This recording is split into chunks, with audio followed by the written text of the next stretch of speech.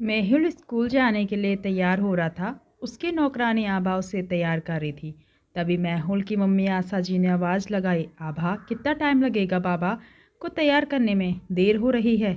जी बस हो गया, चलो बाबा जल्दी चलो, तुम खेल में लगे रहते हो, डांट मुझे पड़ती है। मम्मी की आवाज़ सुनकर मेहुल जल्दी से बाहर आ गया। गेट के पास आशा जी खड़ी थी। उन्होंने मेहुल का बैग चेक किया, फिर ड्राइवर को बुलाकर बैग उसे दे दिया। बाहर चमचमाती हुई गाड़ी में मेहुल जाकर बैठ गया। कुछ ही देर में गाड़ी फर्राटे मारती हुई स्कूल पहुंच गई। मेहुल ने गाड़ी से उतरते ही ड्राइवर से कहा, अंकल टाइम से आ जाना, नहीं तो मम्मी से आपकी शिकायत कर दूंगा। आप कल कितना लेट हो गए थे, मैं यहाँ धूप में खड़ा रहा। बेटा वो कल तो मेम साहब ही के साथ था, उन्हें कहीं जाना था, वापस आने में समय लग गया। मेहुल ने कोई जवाब नहीं दिया और अंदर चला गया। रोशन जी कई सालों से सेठ दीवान चंद जी के ड्राइवर थे। सभी उनसे बहुत इज्जत से बात करते थे, लेकिन मेहुल उनसे हमेशा बदतमीजी से बात करता था। रोशन जी को बुरा लगता था, लेकिन बच्चा है इसलिए वो कभी उसकी शिकायत नहीं करते थे। आज सही समय पर रोशन जी मेहुल को लेने पहुंच गए। छुट्टी होते ही मेहुल बाहर आया। रोशन जी ने उसके कंधे से बैग उतारा और पानी की बोतल हाथ में लेकर गाड़ी में रखी। मेहुल गाड़ी में तो बैठा तो झल्ला गया। आपको दिखाई नहीं देता गाड़ी कितनी गर्म हो रही है, एसी पहले से क्यों नहीं चलाया, मैं गर्मी में मरता रहूं, आज तो मैं आपकी शिकायत करके ही रहूँगा। रोशन जी ने जवाब नहीं दिया, जल्दी से एसी चला दिया और घर की ओर चल दिए। अगले दिन दीवान चंद जी घर पर ही थे। सुबह जब रोशन की ड्यूटी पर पहुंचे थे, आशा जी ने इन्हें अंदर बुलाया। रोशन जी, मेहुल कह रहा था कि परसों आप उसे देर से लेने पहुँचे और कल उसे गर्मी गाड़ी में बैठा दिया, आपसे काम नहीं होता तो बता दीजिए। रोशन जी ने सर झुकाते हुए जवाब दिया, मालकिन परसों तो आपको ही लेकर गया था, आपको तो पता है वापस आने में देर हो गई, आपको छोड़कर तुरंत निकल गया था बाबा को लेने। कल मैं एसी चलाना भूल गया था, लेकिन बाबा के बैठते ही मैंने तुरंत एसी चला दिया था। दीवान चंद सब सुन रहे थे। उन्होंने कहा, कोई बात नहीं रोशन जी, आप जाइए। उनके जाने के बाद उन्होंने आशा जी से कहा, रोशन जी मेरे पिताजी के समय से काम कर रहे हैं, कभी लापरवाही नहीं की, लेकिन हम मेहुल को कुछ ज़्यादा ही आराम दे रहे हैं। थोड़ी देर गर्मी में बैठ गया तो क्या हो गया, इतना ऐसो आराम उसके लिए घातक बनता जाएगा। आप तो रहने ही दो, एक ही तो बेटा है हमारा, वो भी कष्ट पाए तो क्या फ़ायदा इतना अमीर होने का। यह कहकर आशा जी किचन में चली गई। हर नए दिन के साथ मेहुल की आदतें बिगड़ती जा रही थी। कभी वह खाना फेंक देता, कभी किसी भी नौकर को डांट देता। आशा जी हमेशा उसका पक्ष लेकर नौकरों को डांटती रहती थी। एक दिन रोशन जी छुट्टी लेकर अपने गांव चले गए।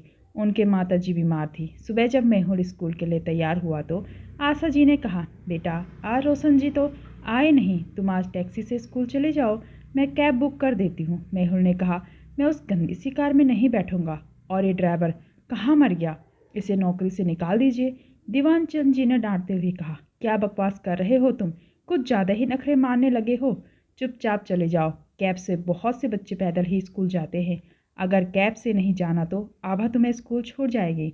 पैदल चले जाओ, और रोशन जी को ड्राइवर कभी मत कहना, अंकल कहने की आदत डाल लो। मेहुल को बहुत गुस्सा आ रहा था। आभा बैग लेकर मेहुल के साथ चलने लगी। वह बड़बड़ा रहा था, आने दो इस रोशन के बच्चे को, अभी बताता हूँ, इसकी वजह से मुझे इतनी गर्मी में पैदल स्कूल जाना पड़ रहा है, इसे तो सबक सिखा के छोड़ूंगा। अगले दिन जब स्कूल जाने का समय हुआ तो रोशन जी आ चुके थे। वे अच्छे से मेहुल के स्कूल ले गए।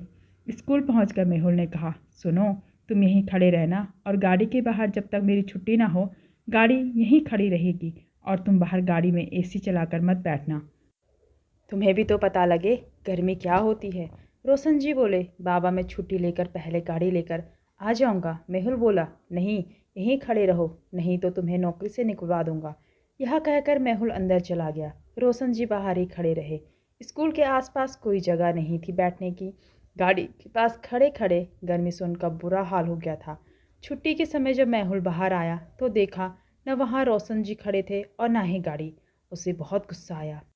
तभी सामने से आभा जी आती हुई दिखाई दी। चलो बाबा हम ऑटो करके चलते हैं। लेकिन यार रोशन कहाँ मर गया, मैंने उससे कहा था यहीं खड़े रहे। आभा बोली, वो तो यहीं खड़े थे, लेकिन गर्मी से चक्कर खाकर गिर पड़े, उन्हें अस्पताल में एडमिट कराया गया है। यह सुनकर मेहुल के पैरों तले ज़मीन खिसक गई। वह घर पहुंचा तो देखा मम्मी पापा वहाँ नहीं है। मेहुल बैठकर रोने लगा कि उसे अब डांट पड़ेगी, यह सब उसकी वजह से हुआ है। कुछ देर बाद मेहुल के मम्मी पापा आ गए तो मेहुल ने पूछा, अंकल कैसे हैं? आशा जी ने कहा, बेटा वो अब ठीक है, कह रहे थे बस तुम्हें छोड़कर वापस आ रहे थे, अचानक चक्कर आ गया। मेहुल सोच रहा था कि आज उसे डांट पड़ेगी, लेकिन रोशन जी ने उसकी शिकायत ही नहीं की।